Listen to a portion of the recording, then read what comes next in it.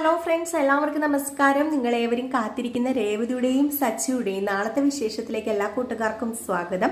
എല്ലാവർക്കും നല്ലൊരു ദിവസം ആശംസിച്ചുകൊണ്ട് തന്നെ നമുക്ക് നാളത്തെ സൂപ്പർ ഹിറ്റ് വിശേഷത്തിലേക്ക് കടക്കാം. അതിനു മുമ്പായിട്ട് ആരെങ്കിലും നമ്മുടെ ഈ ചാനൽ ആദ്യമായിട്ട് കാണുന്നുണ്ടെങ്കിൽ ഇതുവരെ സബ്സ്ക്രൈബ് ഒന്നും ചെയ്തു വെച്ചിട്ടില്ല എങ്കിൽ തീർച്ചയായിട്ടും ഒന്ന് സബ്സ്ക്രൈബ് ചെയ്തു വെച്ചോളൂ കേട്ടോ. അതിനോടൊപ്പം നമ്മുടെ വീഡിയോ ഇഷ്ടപ്പെടുന്നവർ ഒരു ലൈക്കും കൂടി അടിച്ചിട്ട് പോകാൻ വേണ്ടി മറക്കരുത്.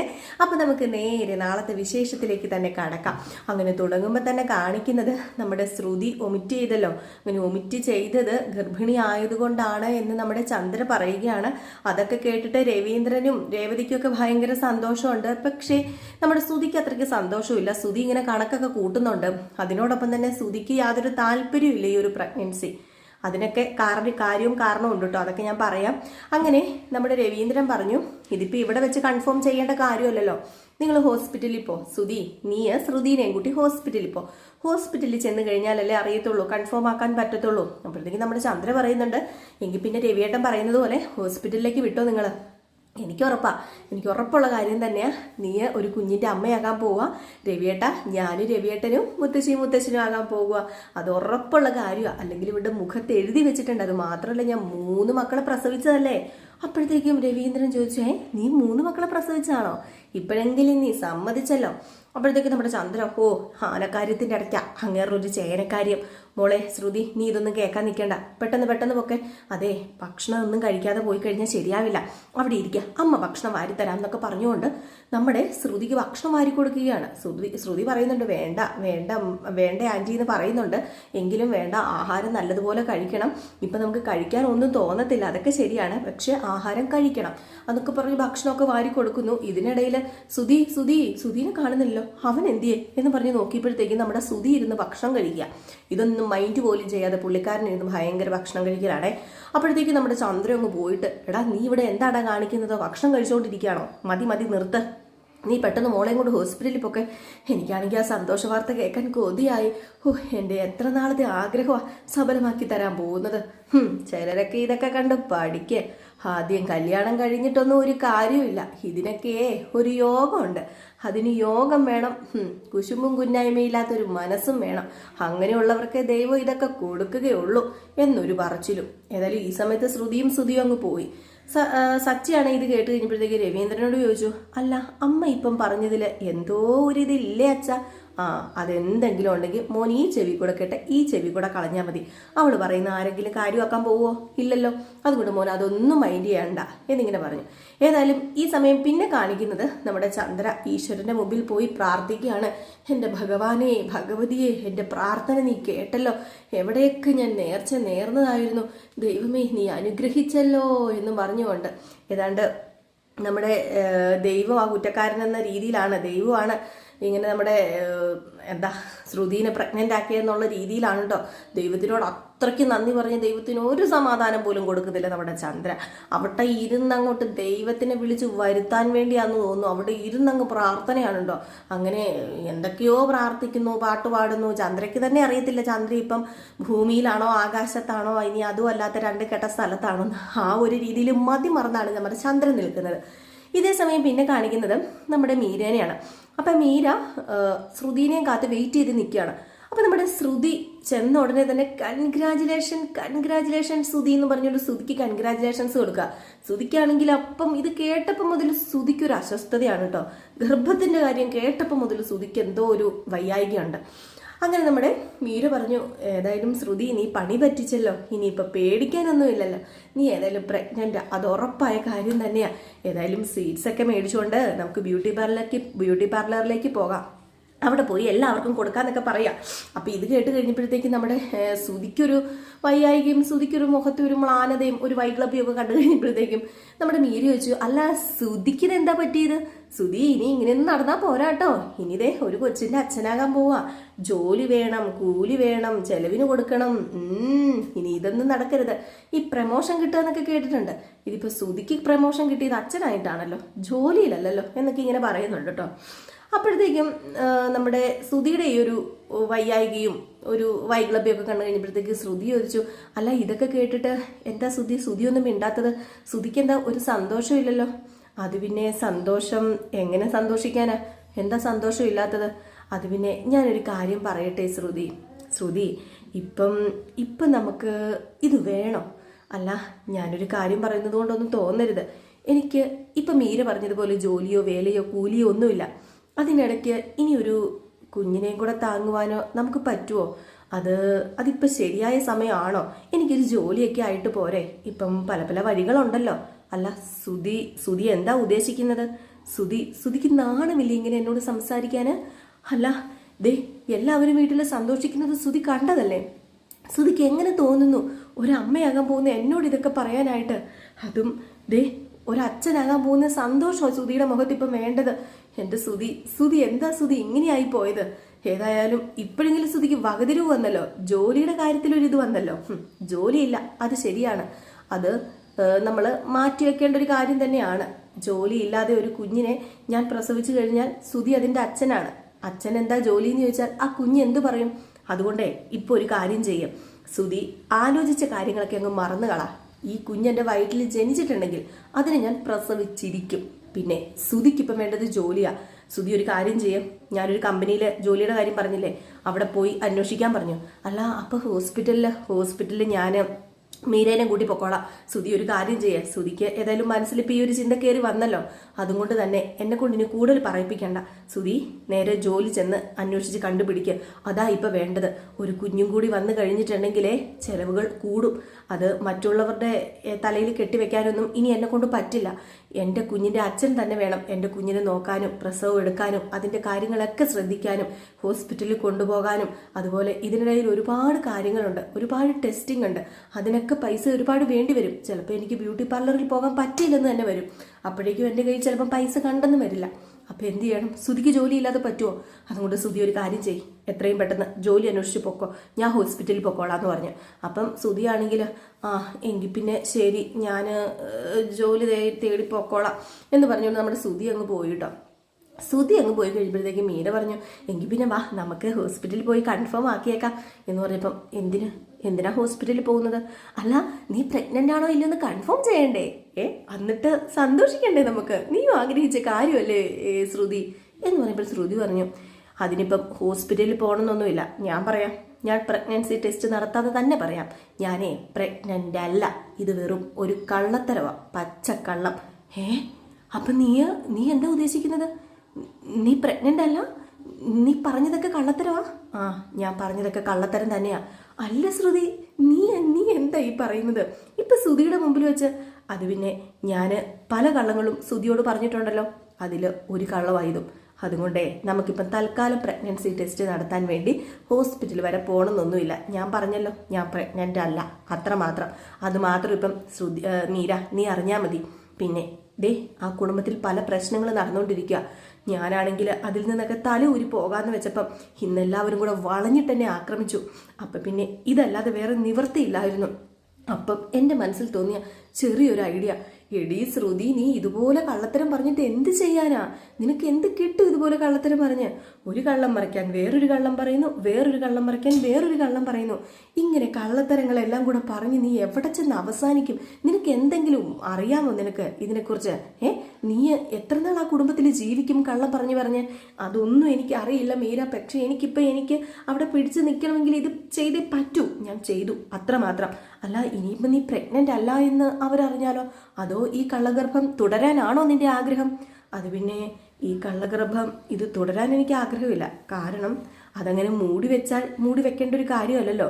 1 മാസം 2 മാസം മൂടി വെക്കാൻ, പിന്നെ വയറെന്താ വലുതാകാത്തത് എന്നൊക്കെ ചോദ്യവും അന്വേഷണമൊക്കെ വന്ന് അതിനും വലിയ പ്രശ്നത്തിൽ ചെന്ന് അവസാനിക്കും.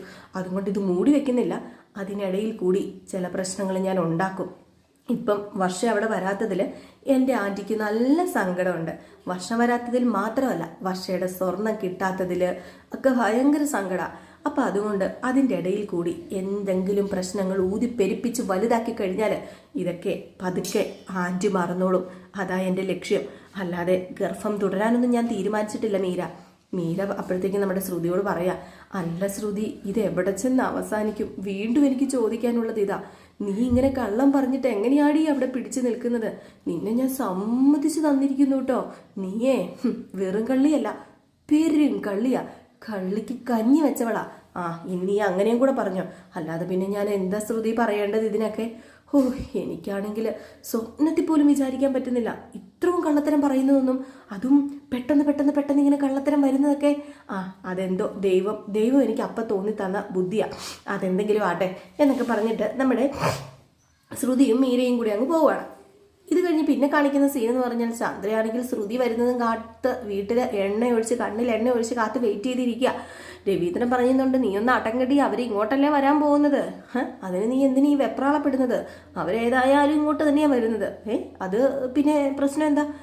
നിങ്ങൾക്ക് പറഞ്ഞാൽ മനസ്സിലാവില്ല, ഞാനൊരു മുത്തശ്ശിയാകാൻ പോവാ, എൻ്റെ ആഗ്രഹം ഞാൻ സാധിച്ചെടുത്തില്ലേ. ഇതിപ്പം നീ പറയുന്നത് കേട്ടിട്ടുണ്ടേ നീ ആ ശ്രുതിക്ക് ഗർഭം ഉണ്ടാക്കി കൊടുത്തതെന്ന് തോന്നൂല്ലോ. അതെ, ഞാൻ തന്നെയാ ശ്രുതിക്ക് ഗർഭം ഉണ്ടാക്കി കൊടുത്തത്. എൻ്റെ പ്രാർത്ഥന ദൈവം കേട്ടു. അങ്ങനെ ഈശ്വരാ എന്നൊക്കെ പറഞ്ഞുകൊണ്ട് എന്തോ വീണ്ടും ആ ഒരു പൂജാമുറിയുടെ അവിടെ പോയി നിന്ന് പ്രാർത്ഥനയോ കാര്യങ്ങളോ ഒക്കെ തന്നെയാണ് നമ്മുടെ നമ്മുടെ ചന്ദ്ര. ഈ സമയത്താണ് ഭാമ 2 കവറൊക്കെ ആയിട്ട് പതുക്കെ കയറി വരിക. കിതച്ച് വണ്ണമൊക്കെ ആണല്ലോ. അയ്യോ മടുത്തടി ചന്ദ്രേ, ഞാൻ മടുത്തു എന്ന് പറഞ്ഞു. എന്നിട്ട് അവിടെ രവീന്ദ്രൻ ഇരിക്കുന്നുണ്ടപ്പം കൺഗ്രാജുലേഷൻ രവിയേട്ടനൊരു മുത്തശ്ശനാകാൻ പോവല്ലേ. ചന്ദ്രേ, നീനക്ക് കോൾ അടിച്ചല്ലോടി, ഇനി നീ വെറും മുത്തശ്ശിയല്ല മുതുമുത്തശ്ശിയാ. മുതുമുത്തശ്ശിയോ? അതെന്ത് വർത്താനോ പറയുന്നത്? ഞാൻ മുത്തശ്ശിയൊന്നുമല്ല, നീ എന്നെ ചന്ദ്രൻ അങ്ങ് വിളിച്ചാൽ മതി. എൻ്റെ കൊച്ചുമകനോ മകളോ വരുമ്പം എന്നെ മുത്തശ്ശിന്ന് വിളിച്ചോട്ടെ, അല്ലാതെ ബാക്കിയുള്ളവരെല്ലാം എന്നെ മുത്തശ്ശിന്നൊന്നും വിളിക്കാൻ വരരുതേ. ഏതായാലും 2 കവർ മാങ്ങയുണ്ട്, ഇതിനകത്ത് നിറച്ചു മാങ്ങയാ. ഈ മാങ്ങ ഞാൻ ശ്രുതിക്ക് കൊണ്ടുവന്നതാ. വിശേഷം കൺഫേം ആക്കുന്നതിന് മുമ്പ് തന്നെ മാങ്ങയായിട്ട് എന്താ ഭാമ ഇതെന്ന് രവീന്ദ്രൻ ചോദിച്ചപ്പം, അതേ വിശേഷം കൺഫേം ആകുന്നതിനൊക്കെ മുമ്പ് തന്നെ ആയിരിക്കും, പക്ഷേ ഈ മാങ്ങ ഞാനിവിടെ കൊണ്ടുവന്ന് ഞാനിവിടെ കെട്ടിച്ചു തന്ന എൻ്റെ ശ്രുതിമോൾക്കുള്ള ഗിഫ്റ്റാണ് ഈ മാങ്ങ. ഞാനാണല്ലോ അവളെ നിങ്ങളുടെ കുടുംബത്തിലേക്ക് കൊണ്ടുവന്നത്. അപ്പോഴത്തേക്കും നമ്മുടെ ചന്ദ്ര പറഞ്ഞു, പിന്നെ എവിടെ നിന്ന് നീ കൊണ്ടുവന്നു, നീ ഒന്ന് പരിചയപ്പെടുത്തിയെന്ന് പറഞ്ഞ് ഞാനല്ലേ ശ്രുതിമോളെ വളച്ചെടുത്തത്. ഓ എടി, ഈ ചെറുക്കന്മാർ വളച്ചു എന്ന് കേട്ടിട്ടുണ്ട്, ഈ നീ വളച്ചെടുക്കുക എന്ന് പറഞ്ഞാൽ എന്താന്ന് രവീന്ദ്രൻ ചോദിച്ചപ്പോൾ, അതൊന്നും പറഞ്ഞാൽ നിങ്ങൾക്ക് മനസ്സിലാവത്തില്ല മനുഷ്യ. ഏതായാലും വരട്ടെ, എൻ്റെ ശ്രുതിമോള് വരട്ടെ. എൻ്റെ ഈശ്വര, എൻ്റെ പ്രാർത്ഥന ദൈവം കേട്ടല്ലോ. ഈ മാങ്ങയൊക്കെ ഇവിടെ വയ്ക്കാതെ രേവതി ഇതെടുത്തോണ്ട് വെച്ചതെന്ന് പറഞ്ഞ് രേവതിനെ വിളിച്ചു. രേവതി ഈ മാങ്ങയൊക്കെ എടുത്ത് വെക്കാൻ വേണ്ടി ഇങ്ങ് വരികയാണ്. അപ്പോഴത്തേക്കും നമ്മുടെ ചന്ദ്രയുടെ കയ്യിൽ നിന്ന് മാങ്ങയെല്ലാം കൂടെ താഴെ പോയി കേട്ടോ, കവറിൽ അങ്ങോട്ട് തട്ടി താഴെ പോയി. രേവതി വന്നു മാങ്ങയിലും ചവിട്ടി. രേവതി ഒരൊറ്റ പോക്കായിരുന്നു, നേരെ സച്ചി ഓപ്പോസിറ്റ് നിൽക്കുമായിരുന്നു. സച്ചിയുടെ അടുത്തേക്ക് ചെന്ന് സച്ചി അങ്ങ് കെട്ടിപ്പിടിച്ചോട്ടെ, അല്ലെങ്കിൽ അപ്പം നമ്മുടെ രേവതി വീണേനെ. സച്ചി കെട്ടിപ്പിടിച്ചതും പെട്ടെന്ന് നമ്മുടെ ഭാമ അങ്ങ് ചിരി വന്നിട്ട് അങ്ങ് മാറി കേട്ടോ. അപ്പോഴത്തേക്കും നമ്മുടെ രവീന്ദ്രൻ്റെ ചിരി വന്നു. ചന്ദ്രക്ക് ദേഷ്യം വന്നു. ചന്ദ്രയാണെങ്കിൽ ദേഷ്യം വന്നിട്ട് എല്ലാവരും ഇങ്ങനെ ചിരിച്ചോണ്ട് നിന്നപ്പോഴത്തേക്കും ചന്ദ്ര, ഇതെന്താ ഈ കാണിക്കുന്നത്, ആൾക്കാർ ഇവിടെ നിൽക്കുന്നത് നിങ്ങൾക്ക് എന്നെ കാണത്തില്ലേ എന്നും പറഞ്ഞുകൊണ്ട് അങ്ങ് ദേഷ്യപ്പെടാൻ തുടങ്ങിയപ്പോഴത്തേക്ക്, എന്താ ചന്ദ്ര ഇത്, അവര് കെട്ടിയോളും അല്ലേ, അതിനിപ്പോൾ നീ എന്തിനാ അവരെ പേടിപ്പിക്കുന്നത്, നീയല്ലേ മാങ്ങ തള്ളിയിട്ടത്, നീ മാങ്ങ തള്ളിവിട്ടു. അപ്പോഴത്തേക്കും അറിയാതെ രേവതി അതേ കയറി ചവിട്ടി, അതേ ഇങ്ങനെ ഊർന്നു പോന്നു. അതിനിപ്പം അവളെ പേടിപ്പിച്ച് വല്ല കാര്യമുണ്ടോ എൻ്റെ പൊന്നു ചന്ദ്രേ എന്ന് ചോദിക്കൂ. ഏതായാലും ഈ സമയത്ത് തന്നെയാണ് നമ്മുടെ ശ്രുതിയും വരുന്നത്. ശ്രുതിയും വന്ന് ശ്രുതിയുടെ മുഖത്ത് ഭയങ്കര സന്തോഷം. ശ്രുതിയുടെ മുഖത്താണ് ഒരു സന്തോഷമില്ല. അപ്പം വന്ന ഉടനെ തന്നെ നമ്മുടെ ചന്ദ്ര, മോളെ നീ വന്നോ, കയറി വാ. അയ്യോ, എനിക്കിപ്പോഴാ മോളെ സമാധാനമായത്. ദേ നിനക്ക് വേണ്ടി എന്തൊക്കെ ഈ ഭാമ കൊണ്ടുവന്നിരിക്കുന്നതെന്ന് നോക്കി.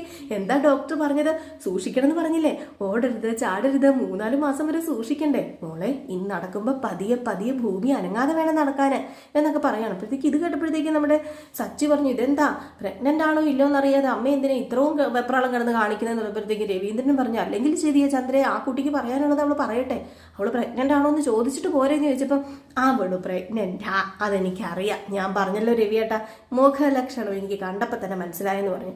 ശ്രുതിയുടെ മുഖത്ത് ഭയങ്കര സന്തോഷം. അപ്പോൾ ചന്ദ്രയല്ല ഭാമയാണെങ്കിൽ എന്ത് പറ്റി ശ്രുതി മോളെ, നിന്റെ മുഖത്ത് വലിയ സന്തോഷമൊന്നുമില്ലല്ലോ. അപ്പോഴത്തേക്കും ചന്ദ്ര പറഞ്ഞു, ഡോക്ടർ എന്താ പറഞ്ഞത്, ഡോക്ടർ രക്തക്കുറവ് വന്നു വല്ലതും പറഞ്ഞോ മോളെ, അതൊന്നും സാരമില്ല, പ്രഗ്നന്റ് ആയാലും ഇച്ചിരി രക്തമൊക്കെ കുറയും, അതൊക്കെ നമുക്ക് പതിയെ ഉണ്ടാക്കിയെടുക്കാന്നേ. അപ്പോൾ രവീന്ദ്രൻ പറഞ്ഞു, നീ ഒന്നും മിണ്ടാതിരിക്കും ചന്ദ്രേ, ഡോക്ടർ എന്താ പറഞ്ഞതെന്ന് അവളൊന്ന് വ്യക്തമായിട്ട് പറയട്ടെ. അപ്പോഴത്തേക്കും നമ്മുടെ ശ്രുതി പറഞ്ഞു, അത് പിന്നെ ആൻറ്റി സോറി ആൻറ്റി, ഡോക്ടർ പറഞ്ഞത് ഞാൻ പ്രഗ്നന്റ് അല്ല എന്നാ. ഇത് കേട്ടതും ചന്ദ്രൻ മിളുങ്ങസ്യാന്നായി പോവാണ് കേട്ടോ. എന്തൊക്കെ പ്രതീക്ഷയോടുകൂടി മലക്കോട്ട കെട്ടിയ നമ്മുടെ ചന്ദ്രയാന്ന് ഓർത്തോളം ഒറ്റ നിമിഷം കൊണ്ട് അവിടെ ഇരുന്ന ഇരിപ്പിൽ തന്നെ ആ സെറ്റിയിലേക്ക് പതോന്നും പറഞ്ഞങ്ങോട്ട് നിന്ന നിപ്പിൽ തന്നെ സെറ്റിയിലേക്ക് പതോന്നും പറഞ്ഞിട്ട് ഒറ്റ വീഴ്ച. ഏതായാലും ഈ ഭാഗമൊക്കെ കാണിച്ചിട്ടാണ് നാളത്തെ വിശേഷം അവസാനിക്കുന്നത്. അപ്പോൾ എല്ലാവരും കാത്തിരിക്കുക അടുത്ത വിശേഷത്തിനായിട്ട്. നമ്മൾ ഇന്ന് നയനയുടെയും ആദർശിൻ്റെയും കഥ ചെയ്തിട്ടില്ലായിരുന്നു. അപ്പം നയനയുടെയും ആദർശിൻ്റെയും കഥയിൽ പ്രത്യേകിച്ച് ഇന്ന് സംഭവിച്ചിരിക്കുന്നതെന്ന് പറഞ്ഞിട്ടുണ്ട് വലിയ കാര്യമായിട്ടൊന്നും സംഭവിച്ചിട്ടൊന്നുമില്ല. നമ്മുടെ ആദർശ് ടെൻഷൻ അടിച്ച് ഇങ്ങനെ നടക്കുന്നു. ആദർശിന് ഭയങ്കര ടെൻഷൻ എന്ന് പറഞ്ഞാൽ ഭയങ്കര ടെൻഷനാട്ടോ ആദർശിന്. അപ്പോൾ ടെൻഷൻ അടിച്ചതുകൊണ്ട് ആദർശിന് ഓഫീസിലെ കാര്യങ്ങളൊന്നും നോക്കാൻ പറ്റുന്നില്ല. അനി വന്ന് സംസാരിക്കുന്നു, അനിയോട് ദേഷ്യപ്പെടുന്നു. നയന വന്ന് സംസാരിക്കുന്നു, നയനയോട് ദേഷ്യപ്പെടുന്നു. നയനയ്ക്ക് എന്തൊക്കെയോ സംശയങ്ങൾ തോന്നുന്നു. നയന ഇത് നേരെ ആദർശിൻ്റെ അച്ഛനോട് പറയുന്നു. ആദർശിൻ്റെ അച്ഛൻ ചെന്നിട്ട്, അതായത് ജയൻ ചെന്നിട്ട് ആദർശിനെ ചോദ്യം ചെയ്യുന്നു. ആദർശ് അപ്പോഴും ഒന്നും പറയുന്നില്ല. അപ്പോഴത്തേക്കും നമ്മുടെ ദേവയാനി ആണെങ്കിൽ അനിയോട് സംസാരിക്കുന്നു. അനി പറയുന്നു ആദർശേട്ടൻ എന്തോ പറ്റിയെന്ന്. അപ്പം നിനക്കറിയത്തില്ലെങ്കിൽ പിന്നെ ആർക്കും അറിയാവുന്നത് മോനെ, നിന്നോടല്ലേ അവനെല്ലാം പറയുന്നതെന്ന് നമ്മുടെ ദേവയാനി അനിയോട് ചോദിക്കുന്നു. അപ്പോൾ ഈ കാര്യത്തെക്കുറിച്ച് എനിക്ക് അറിയത്തില്ലെന്ന് അനി പറയുന്നു. അതിൻ്റെ ഇടയ്ക്ക് നമ്മുടെ നന്ദുവിനെ കാണിക്കുന്നു. നന്ദുവിനെ അവിടെ ഇട്ട് ആ ഒരു എന്താ പറയുക പ്രാക്ടീസ് ചെയ്യിപ്പിക്കാൻ വന്ന ആ ഒരു പോലീസ് ഓഫീസർ ഇട്ട് വട്ടം ചുറ്റിക്കുന്നു. അപ്പോൾ അങ്ങനെയുള്ള കുറച്ച് സംഭവങ്ങൾ മാത്രമായിട്ട് ഇന്ന് നടന്നിട്ടുള്ളത്. പിന്നെ വേറൊരു സംഭവം നടന്നിട്ടുണ്ട്. നമ്മുടെ നവ്യയോട് പറയുകയാണ് അഭിയെ, നമ്മുടെ അനന്തപുരി തറവാട്ടിൽ ഒരു കുട്ടി വന്നിട്ടുണ്ട്, ദത്തെടുത്തതാണ് ആ കുട്ടീനെ എന്ന് പറയുന്നുണ്ട്. പക്ഷെ വേറൊരു സംഭവം തുറന്ന് പറയുന്നുണ്ട്. പക്ഷെ ഇത് കേൾക്കുമ്പോൾ തന്നെ നമ്മുടെ നവ്യയ്ക്ക് വലിയ താല്പര്യമൊന്നുമില്ല. നമ്മുടെ കുട്ടിക്ക് കിട്ടാത്ത പ്രാധാന്യം ഇനി ഒരു കുട്ടിക്ക് കിട്ടണോ? നമ്മുടെ കുട്ടിയല്ലേ അവിടുത്തെ ആദ്യത്തെ പേരക്കുട്ടി, ആ കുട്ടീനെ പിന്നെ എന്തിനാണ് കൊണ്ടുവന്നതെന്ന് ചോദിച്ച് നമ്മുടെ നവ്യ കുറച്ച് എന്താ പറയുക രോക്ഷോ കൊലപതിയോ എന്തെങ്കിലും ആട്ടെ, നമ്മുടെ നവ്യയ്ക്ക് കുറച്ച് ദേഷ്യവും വെപ്രാടവും ഒക്കെ വരുന്നുണ്ട്. അത് മതി, എനിക്ക് അതേ ഉതകത്തുള്ളൂ. അപ്പോൾ ഏതായാലും അങ്ങനെയൊക്കെയാണ് കുറച്ച് ഭാഗങ്ങൾ നമ്മുടെ നയനയുടെയും ആദർശിൻ്റെയും കഥയെ കാണിച്ചേക്കുന്നത്. ഇതിൽ ഞാനിപ്പോൾ തൽക്കാലം പറഞ്ഞു പോയെന്ന് വെച്ചിട്ടുണ്ട്. ഒത്തിരി പേര് കേൾക്കാൻ ആഗ്രഹിച്ചിരിപ്പുണ്ട്. എന്ത് ചെയ്യാൻ എൻ്റെ പൊന്നു സുഹൃത്തുക്കളെ, എൻ്റെ സബ്സ്ക്രൈബേഴ്സെ, ഇവിടെ കറണ്ട് ഇല്ല. നിങ്ങളുടെയൊക്കെ ഇവിടെ ഇങ്ങനെയാണോ? ഒരു 5 മിനിറ്റ് പോലും കറണ്ട് വന്ന് നിൽക്കുന്നില്ല എന്നുള്ളതാണ് സത്യം. പെട്ടെന്ന് വരും, പെട്ടെന്ന് പോകും. ഇതുപോലെ വന്നു പോകുന്ന ആരെയും ഞാൻ ഇതുവരെ കണ്ടിട്ടില്ല. കറണ്ട് അതുപോലെ പെട്ടെന്ന് വരും, പെട്ടെന്ന് പോകും. ഈ ഒരു അവസ്ഥയാണ്. ഒന്ന് ചാർജ് ചെയ്യാൻ പറ്റുന്നില്ലെന്നേ ഫോണിൽ. ഞാനാണെങ്കിൽ പിന്നെ കുറച്ച് നേരം എൻ്റെ ചേട്ടയുടെ കയ്യിൽ കൊടുത്തു വിടും, ഫോണൊന്ന് കുത്തി വണ്ടിയിലിടാനെന്നൊക്കെ പറഞ്ഞ്. അപ്പോൾ അങ്ങനെ വണ്ടിയിലൊക്കെ ഇട്ടാണ് ചാർജ് ചെയ്യുന്നത്. ഇനി ഇൻവേർട്ടറിൻ്റെ കാര്യമൊക്കെ നിങ്ങൾ പറഞ്ഞിട്ടുണ്ട്. നമ്മൾ അത്രയ്ക്കൊന്നും ചിന്തിച്ചിട്ടില്ലല്ലോ. ഒരു ഇൻവേർട്ടർ മേടിച്ച് വെക്കാനുള്ള ആ ഒരു കാര്യമൊന്നും നമുക്കില്ലല്ലോ. പിന്നെ ഇപ്പം ഞാൻ ചിന്തിക്കുന്നു, ഒരു ഇൻവേർട്ടർ മേടിച്ച് വെച്ചില്ലെങ്കിൽ ശരിയാവത്തില്ലെന്ന്. അടുത്ത വർഷം ഇങ്ങനെയാണ് എന്ത് ചെയ്യും? പിന്നെ ഇൻവേർട്ടറിനൊക്കെ എത്ര രൂപയായാലാണ്? ആ പൈസ ഉണ്ടെങ്കിൽ നമുക്കിപ്പോൾ പിള്ളേരെ സ്കൂളിൽ ചേർക്കേണ്ട സമയമാണ്. സാധനങ്ങൾ മേടിക്കണം, അത് മേടിക്കണം, ഇത് മേടിക്കണം. ഇനി ഇതിൻ്റെ ഇടയ്ക്കൂടെ പോയി നമുക്ക് ഇൻവെർട്ടർ കൂടെ മേടിക്കാൻ പറ്റുമോ? അതുകൊണ്ടൊക്കെയാണ് കേട്ടോ നമ്മൾ പകുതി വീഡിയോസ് ഇടാൻ പറ്റാതിരിക്കുന്നത്. എല്ലാവരും ഒന്ന് ക്ഷമിച്ചേക്കണം. നമ്മുടെ കറണ്ട് നമ്മളെ ചതിക്കുന്നതാണ്. ഏതായാലും ഞാൻ മടി പിടിച്ച് വീഡിയോ ഇടാതിരിക്കുന്നതല്ല. അപ്പോൾ എല്ലാവരും ഒന്ന് ക്ഷമിച്ചേക്കണം കേട്ടോ. നമ്മുടെ വീഡിയോ ഒന്നും വെച്ച് കാണാതെ ഒന്നും ഇരിക്കരുതേ. അപ്പോൾ ഞാൻ പോവാം. Tata bye bye. അടുത്ത വിശേഷവുമായിട്ട് വരാം. ലൈക്ക് അടിച്ചിട്ട് പോണേ.